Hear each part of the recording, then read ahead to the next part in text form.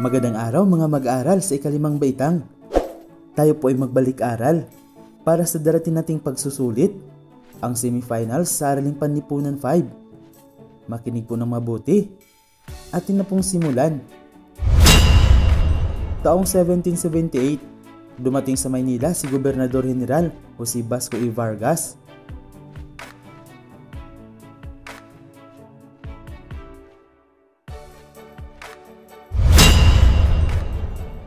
Jose Vasco E. Vargas, Gobernador General na nagtatag ng kapisanang pangkabuhayan ng mga kaibigan ng bayan.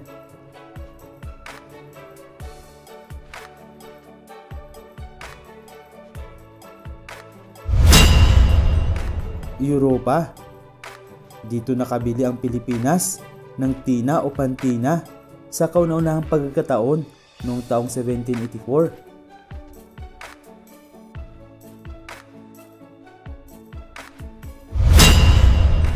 Monopolyo ng tabako. Ito ay isang programang pang-ekonomiya na itinatag ni Gobernador General Jose Vasco Vargas.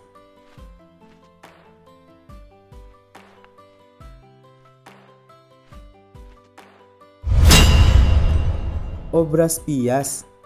Tawag sa parang isang uri ng bangko noon na nagpautang sa mga mangangalakal na walang sapat na puhunan sa kanilang panindang ipinagbibili sa Mexico.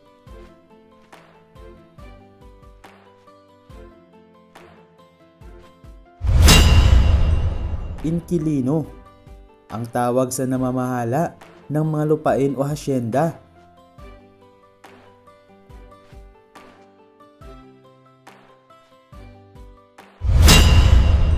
Kasama, ang tawag sa nangungupahan ng lupa noong panahon ng mga Espanyol.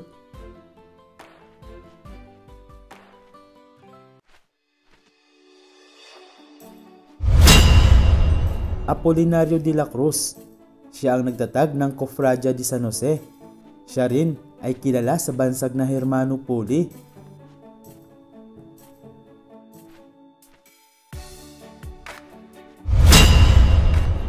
Cofradia de San Jose. Ito ay ang relihiyosong kapatiran o samahan na itinatag ni Hermano Puli.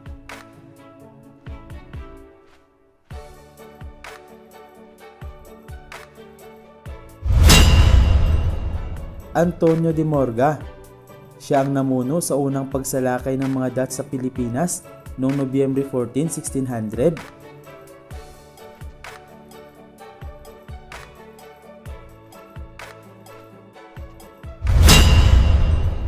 Kasunduan sa pagsuko. Ito ang kasunduan na nilagdaan ni na Arsobispo Rojo at General Draper noong October 6, 1672.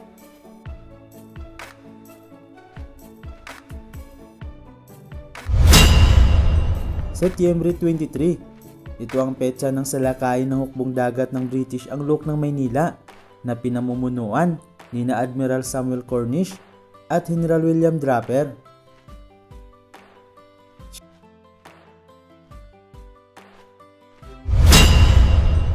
₱606 na po.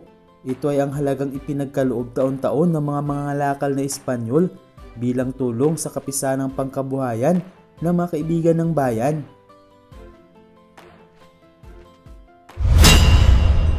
Merkantilismo, isang namayaning pang-ekonomiyang sistema na sumikat noong ika-16 na siglo sa kanlurang bahagi ng Europa.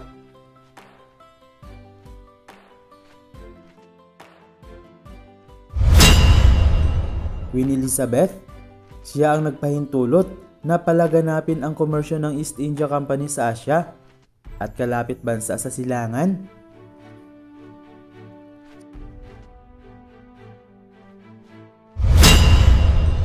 Suez Canal. Ito ay isang artificial na daluyan ng tubig na nagdurugtong sa Mediterranean Sea at Red Sea na nasa bansang Ehipto.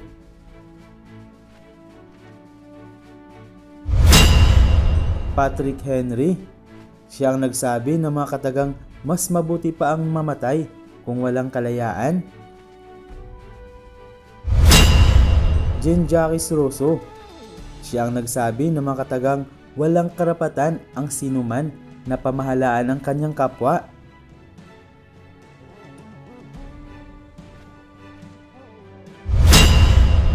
Taong 1869, taon kung kailan ipinadala ng Espanya sa Pilipinas si Carlos Maria de la Torre y Navacerrada upang manungkulan bilang gobernador general.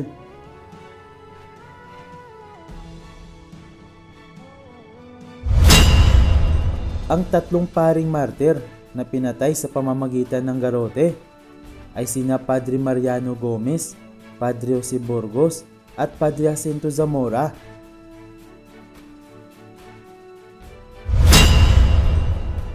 Dr. Jose Rizal, Graciano Lopez Haina, Marcelo H. del Pilar, sila ang tatlong dakilang propagandista.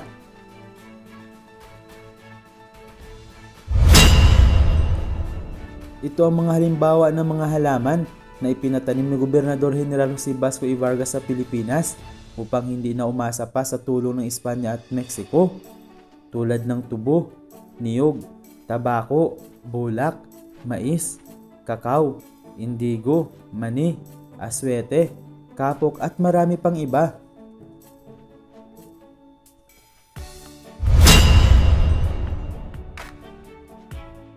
Mga mag-aaral, narito ang dapat ninyong tandaan.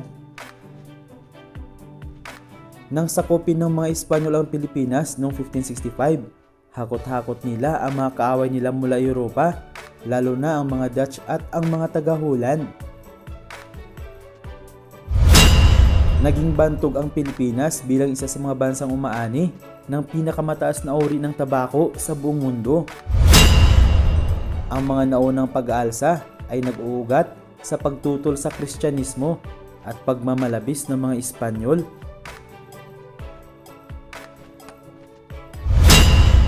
Nagkaroon ng trabaho ang libu-libong mamamayan sa pagpapatupad ng monopolyo sa tabako. Nabago ang kabuhayan ng ating mga ninuno sa pagdating ng mga Espanyol sa ating bansa.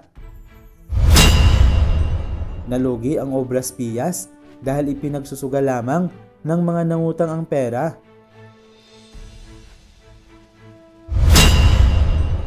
Noong 1778 ay dumating si Gobernador General Jose Vasco y Vargas sa Pilipinas.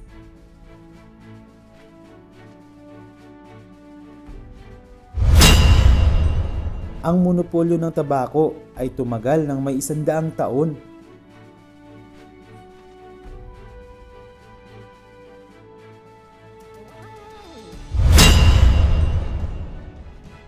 Mga mag-aaral, huwag kalimutan ang ating napag-aralan dahil lahat ng ito ay lalabas sa darating nating pagsusulit.